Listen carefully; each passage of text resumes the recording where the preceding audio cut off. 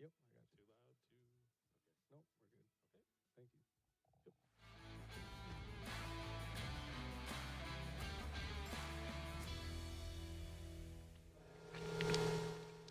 And good evening. Welcome to the University of Dubuque Football Show here on this Monday night. This will be the second to last program of the 2024 season as the curtain comes down on the 2024 season next Saturday, or this Saturday, I should say, as the Spartans will be headed to Buena Vista to take on the Beavers, and we'll be talking about that contest as the Spartans get ready to end the 2024 season. But we're also going to talk about this past Saturday's game, the last game at Chalmers Field, as the Spartans ran into who are the American Rivers Conference champions for the third consecutive season, as they were winners. Wartburg Knights we're talking about, number 12 ranked in the nation, but the Spartans put up a good fight, 24-14 setback to Wartburg on the final football Saturday at Chalmers Field. And Coach Ryan Mary joins me right now. And Coach, we can kind of sum up the game a little bit early on, but we'll talk about it in detail. Turnovers, points off of turnovers. That turned out to be a big story in that game.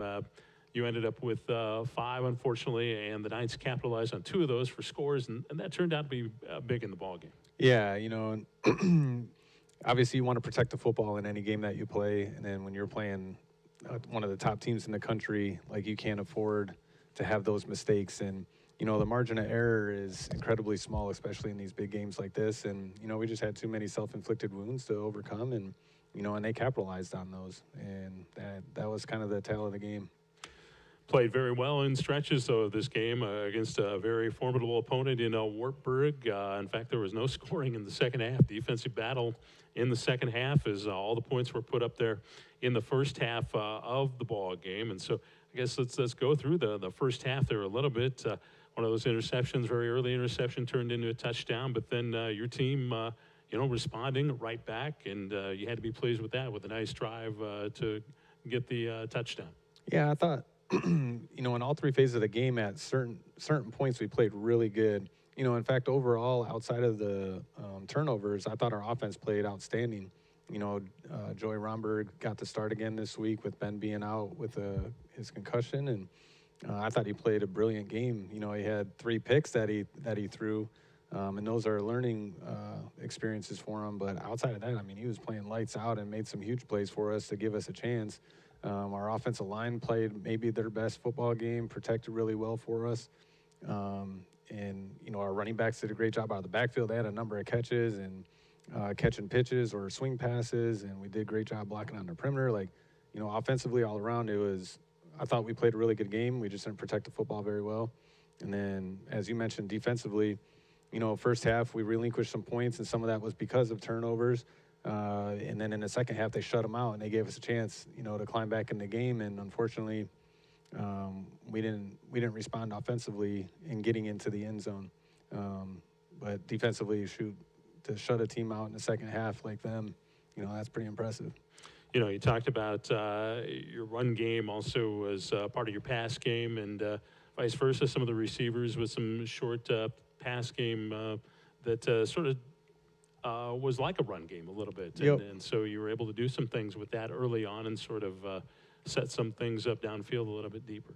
Yeah, we felt for us to have our best success in that particular game was to get the ball out in the perimeter as much as we could and kind of make them run and chase. And if we could block well on the perimeter, we felt like we could have some success and be efficient. And like I said, for the most part, we were really good in that area. I'd say 90% of the game we blocked really well on the perimeter and fought, competed, and did a good job of getting 4 or 5 and sometimes more yards on those plays, even though it wasn't necessarily designed to pick up like 10 or 15. Sometimes we did do that, which was awesome. Mm-hmm. That first scoring drive for you there came at 10:27 to go in the first period, and so it looked like it was going to be a shootout there, throughout the entire game. Where the first quarter was going, Hunter Preston on a 25-yard catch from Joey Romberg, 9 plays, 73 yards. Then Wartburg able to fire back, and they were able to get a touchdown, and then put together a marathon drive. They went 15 plays, 86 yards, and put up another score. And so talk about that point of the ball game. Yeah, that was that was probably their best drive of the game and probably our toughest one, defensively. And then to be able to eat out that amount of time on the clock too, like control the football, and that just made it. I don't know, wears on the defense, in that particular moment and that time. But like I said, they did a good job of responding afterwards. Like they didn't let that become what the rest of the game was going to look like. So every time they got the ball, it didn't turn into a drive like that. We were able to stifle them. They just did a good job offensively of executing, and we weren't able to get off the field. And they're a good football team, so that's going to happen sometimes. Came to the 2-minute mark of the second quarter, and a big play happened for your Spartans. Actually, I think it was an interception that set up Wartburg down pretty close to the goal line, forced them to punt, and then got your first block punt and recovered it in the end zone for a touchdown. Rayshawn McGlown did a great job. We had a great block. Coach Cooper did a good job setting that up with our punt block team, and we kind of had them pinned back. It was unique. One of Joey's interceptions was basically a punt. Right. It was on 4th down, and in reality, the kid probably should have knocked it down because it would have saved him about 35 yards. And he took the pick, and we got him down at the 1, and that put them in a compromised position now, and gave us really good field position. Our defense did a good job of kind of keeping them down there. I think they ended up with a penalty that kind of kept them stuck down there, which was beneficial for us. And then yeah, Coach Cooper had a great scheme, and our guys executed it. Did Rashawn get the block as well? We didn't I think it was see. Nathan Grant. Okay. I think it was one of our freshmen potentially in the middle that got the actual block, and then Rayshawn did a good job of kind of like scoop or kind of right turning out of it and getting the recovery. Yeah, it was a great play, and that put you back within a touchdown. And then Wartburg got the ball again and took a little bit of a drive, and this time you held them to a field goal. So you had to feel pretty good at that point, being able to hold them to a field goal instead of putting another touchdown on the board, knowing they were going to get the ball to start the second half. Yeah, that was a huge series. You know, obviously, like we want to hold teams to no points, but we did a great job of holding them to 3 and kept us within 10 points going into halftime. And I felt like that was a great victory for our defense. You know, because again, they were on the field really quickly and having to come back, you know, to stop a drive right before half. So, you know, to hold them to 3 points and then keep us in contention, that was big. Like we said, no points scored in the second half. You had a couple of opportunities, a couple nice drives, which it came up a little bit empty. You know, a nice 10-play drive. It turned into a missed field goal, and then a 13-play drive where you came up, had to turn it over on downs. But, boy, football, just a game of every play counts. Yeah, every play counts, and like we said, the margin of error is so small when you're playing a great opponent. And you know, when you get down in the red zone, you got to come away with points. And we got down there 3 times and came away with 0 points. And you know, that's kind of been our Achilles heel all season. We haven't been great in the red zone, and especially red zone touchdowns. And that's something that we measure. You know, our red zone touchdown percentage, and we are not very good when it comes to that. So that's something that we got to improve on, and something that we, you know, we'll work to fix this week going into our final game of the season, and something we'll definitely be practicing and working on through spring. To prove that you played well defensively against the Knights, you outgained them 382 yards, 318 yards, and you know, through the game you were able to get a little bit more pressure on their quarterback, and I think 4 sacks on the day. So defensive line played pretty well. Yeah, they played really well. You know, we caused a lot of havoc. Actually, it was really cool to see Dylan Rogers, who kind of transitioned positions up to the D-line. Like, he had a big play for us, got a sack. And, you know, it's good to see some of those guys stepping up in maybe different roles than what they thought they were going to be playing in, or what we even thought they'd be playing in, you know, at the beginning of the season. And to be able to step up and make a play like that in that game was huge to see. Dalton Wood had a pretty big day for you defensively, 10 tackles, a couple of breakups, and Jalen Miller, I thought also played well, had a couple of key plays. Yeah, down the stretch, he was awesome at the line of scrimmage. You know, coming up and making some big plays at the line of scrimmage, especially in the run game. He almost had a pick actually as well in the game. But Dalton played really good. He got caught in some man situations, and they tried to attack him, and he broke up. 2 that stick out in my mind. He had 2 big time pass breakups, covering their guys on like corner routes, running towards their sideline. I think they were wanting some PI calls or something like that, but it was just great defense, and he did really well. Sort of an interesting stat from this game. Wartburg had to punt 3 times. You didn't have to punt the ball in this game. Yeah. That's interesting. You know, if you would have told me we wouldn't punt in the game and still find a way to not win, I'd be shocked. You know, like and it probably goes to because we turned the ball over. You know, we got down inside the red zone 3 times, didn't score, so we either turned it over on downs or had a turnover, and then we had, you know, 2 fumbles, 1 on the 5-yard line going in to score. It would have been a first down and goal. We had a great play. Unfortunately, fumbled the football away, turned it over there. We're driving down the field on the left in the first quarter on the left hash. You know, we have a great play, pick up a first down. We're cruising, fumble there, you know, down on the 30-yard line. And, you know, those are the 2 drives that we don't get back. And, you know, who knows how that ends up, you know, and that's in the first and second quarter.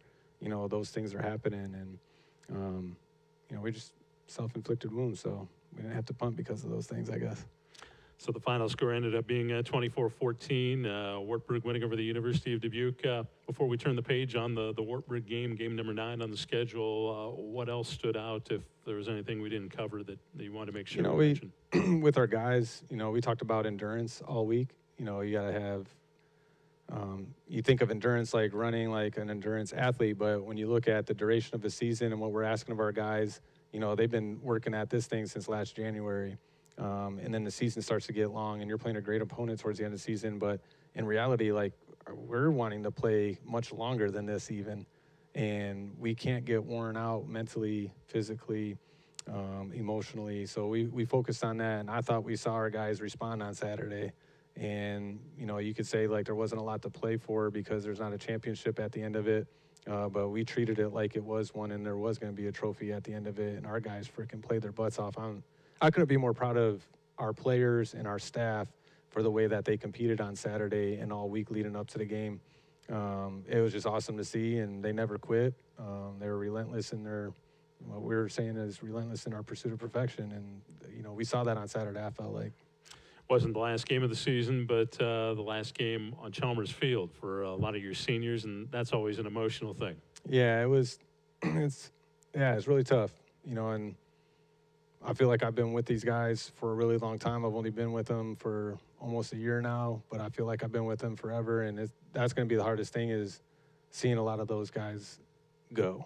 And yeah, without trying to get too emotional, we've built really good relationships with our guys. We love them up, our staff, and the players like connecting. And that's going to be tough to see a lot of those guys leave here. And we wanted to send them out with a victory on their home field, and unfortunately, we just fell short. But I still feel like the guys battled in a way that they're going to leave here proud of how they competed and what they were able to do as a program together.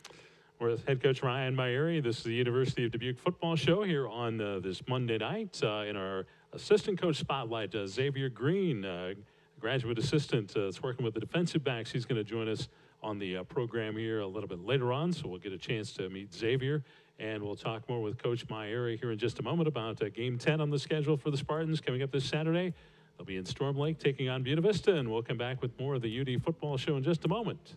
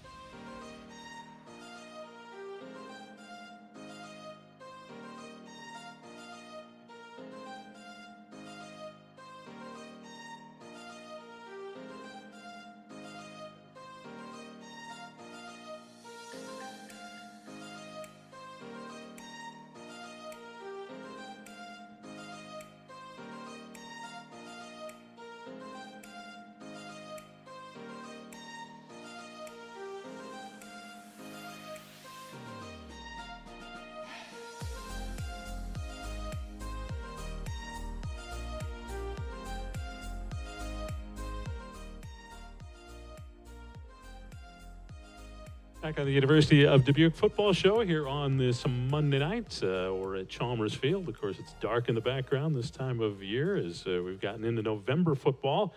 And the Spartans will finish out the November portion of their schedule and the season coming up this Saturday as they head to Buena Vista for the final game of the 2024 season.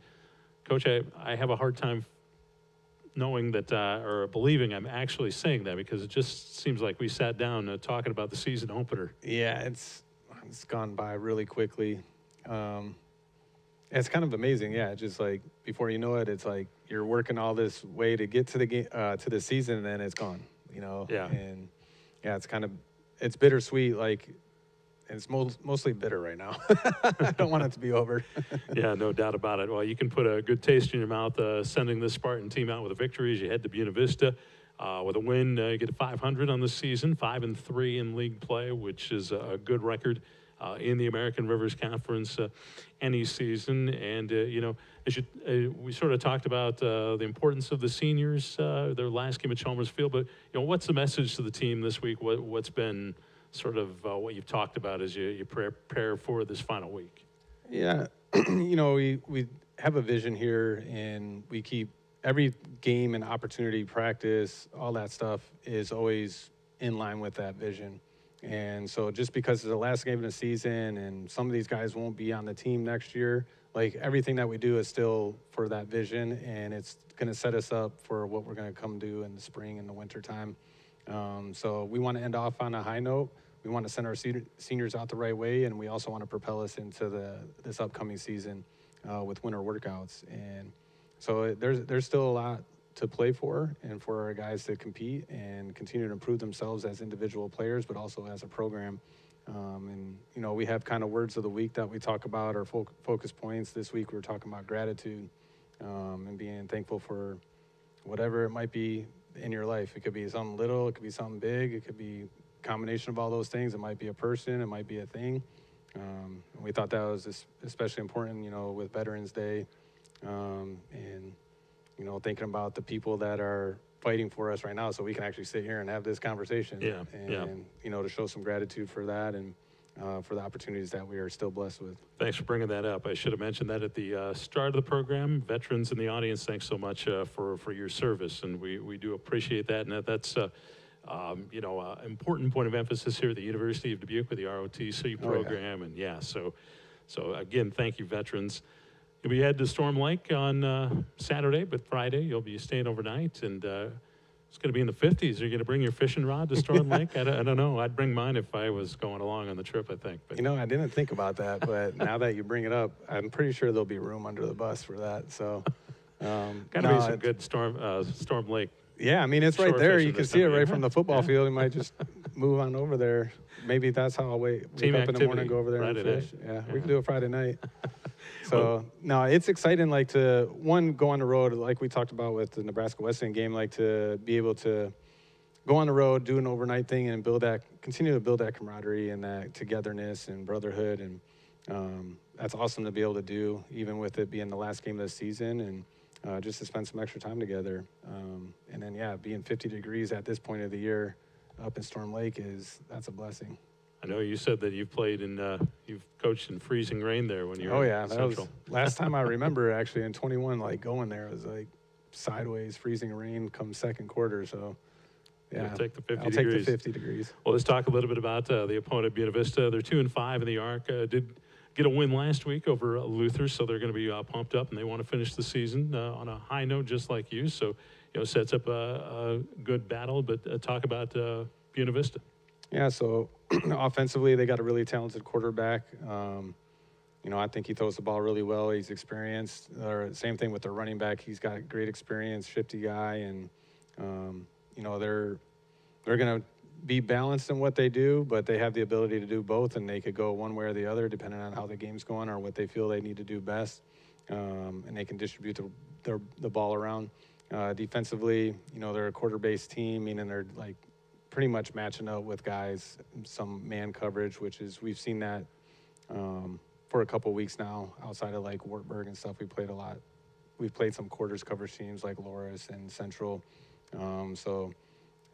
Pretty much a 4-man front. We've seen that most weeks. They'll play a little bit of 3-man front stuff. They'll shift into some of those things, depending on what they feel is necessary for what we're going to do schematically. So we've seen them do that differently for different opponents.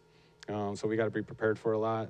Some of their pressures that they bring are challenging pressures. So those are things that we're going to focus on for protection purposes for our offense, and making sure that we're protecting the quarterback and able to throw the football effectively. So those are some things we got to focus on. Just looking at a couple of their stats defensively, second best pass defense in the American Rivers, but they're last in rushing. So people have been able to run the ball effectively, 235 yards of rushing against them. Yeah, they've struggled against most opponents in the run game, and that might be something we have to lean on with what the weather might look like. It's supposed to be really windy on Saturday. I mean, it's still Monday, so that could change. But we got to be prepared for that and find run game that's effective for us that we can, use against what they're doing defensively. And that's not been a strength of ours this season, is rushing the football. So we're going to have to find some ways to be able to do that and attack where maybe their weaknesses are. One stat that shows they might be a disciplined team, they're the second least penalized team in the American Rivers Conference. Yeah, where do we rank? Are we the most? I don't want to bring it up. So, no, you're not the most. We got to be up there, but that's something. Yeah, we got to make that our strength this week, and I felt like this past game we did a better job of that. We did have penalties, but we got rid of some of the flagrant ones, and actually Wartburg had 2 of them, and we were able to not do that. And that, again, the more we can do that, the better off we're going to be going forward. And so I was really, again, like we talked about endurance and battling and competing, and our guys did that, and they did it within the confines of the game, like in between the whistles, and they did it really, really well. And hopefully we'll see that again this week, and maybe we can get them to have some penalties and put them backwards a little bit more. Spartans head to Storm Lake this Saturday. You can view it here at udspartans.com. There'll be a link available. It'll be a broadcast that will be from Buena Vista, so you can watch it, though, and support the Spartans if you can't make it out to Storm Lake. Coach, any final thoughts on the Buena Vista opponent or this game before we let you go here and talk with your assistant? No, we know we're going to get their best. Like you mentioned before, they want to end their season on a high note as well as us, and so we got to be prepared for that. And I just want us to continue to grow in our relationships with our guys and on the football field, executing our assignments, minimize the mistakes that we made in this previous game, play a clean football game in terms of our execution and ball security, and then also keep minimizing the penalties like we did this last week. So if we can combine all those things, hopefully we will see the success that we desire. Before we let you go, you've got a graduate assistant that's going to join us here, Xavier Green. He's waiting in the wings over here to come over and talk about his season and talk about coaching a little bit. Tell us a little bit about Xavier. Yeah, so Coach Green comes to us from Midland University, played his football there. He's a great football player. As we posted this position to get another graduate assistant, his name had come up. He had applied for the position, and through talking with him and his energy and passion, like, he's very engaging.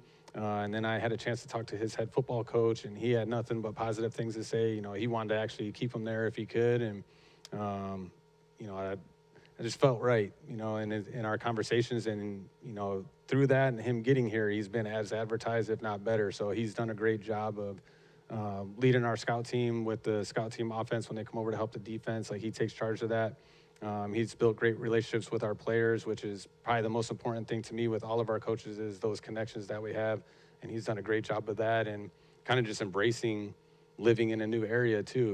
He comes from Texas, so he's lived up in now Nebraska, and now he's in Northeast Iowa, and he's made those transitions really easily and connected with guys. And, you would think he's been here for 4 years, and, he just got here, in August. So.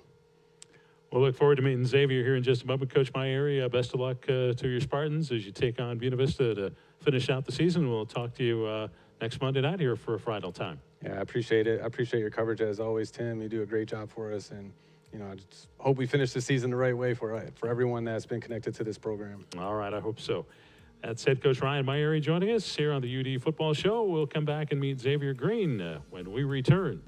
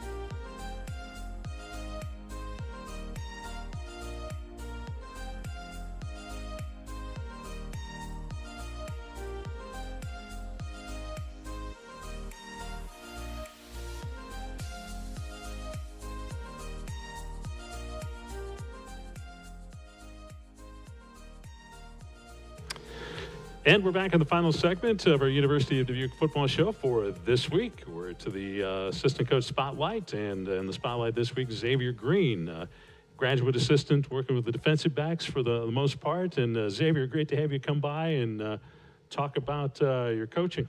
Yes, sir. It's a pleasure to be here, man. Well, as Coach talked about, you played high school football and then college football, obviously, and looking to be an assistant football coach and be a graduate assistant. What led you to look into the University of Dubuque? I actually had a friend by the name of Trey Kingston who used to go here, and I spent a lot of time asking him like what was good about Dubuque. Did he enjoy being here? Did he enjoy the city? And he had nothing but positive things to say about it.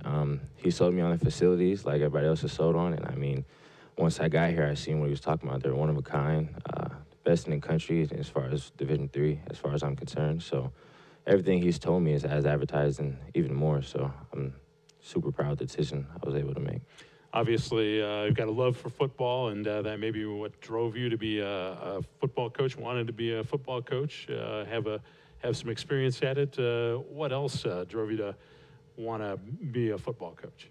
Really just my passion for the game. You know, I've been playing since a young age, probably about the age of 6, and I played ever since I was 6 to the age of 21 years old. And honestly, football is just something I truly can say I know here in the world we live in today. It's just something that's just so natural to me, something I really enjoy being around. You know, there's no bad days when you're a football coach because, you know, the relationships that you make are what prepare you through the day, through the season, things like that. So really just my passion for football.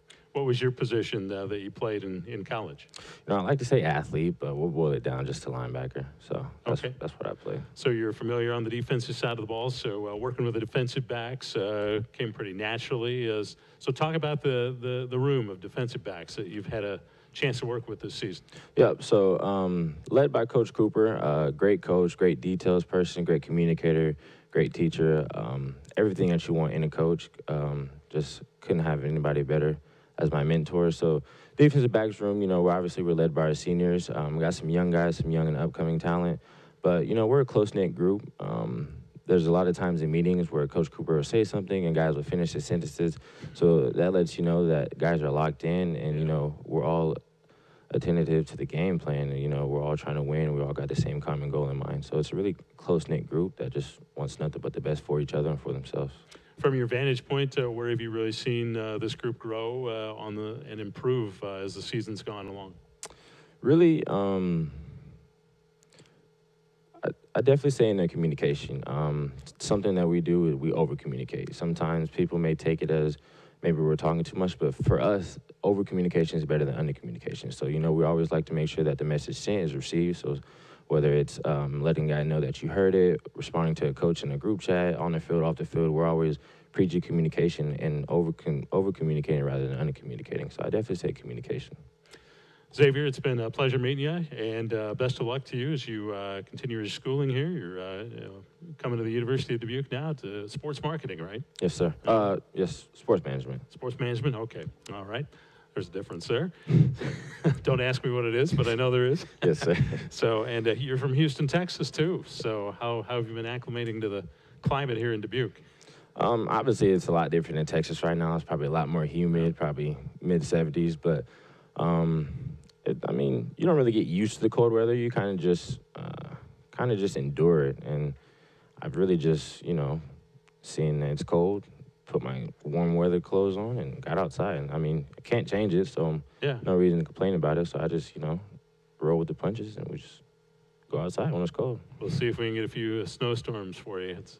That's what was fun about snowstorms, playing football in the snow. I mean, loved that as a kid. Anyway, Xavier, it's been a pleasure, and good luck to you and the rest of the Spartans here coming up Saturday. Yes, sir. I appreciate it. Thank you for having me. All right. Xavier Green in the assistant coach spotlight tonight, graduate assistant with the University of Dubuque.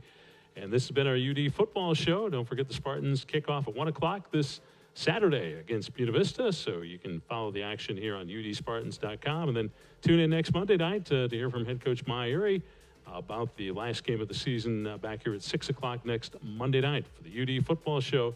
I'm Tim Larry. Have a great evening.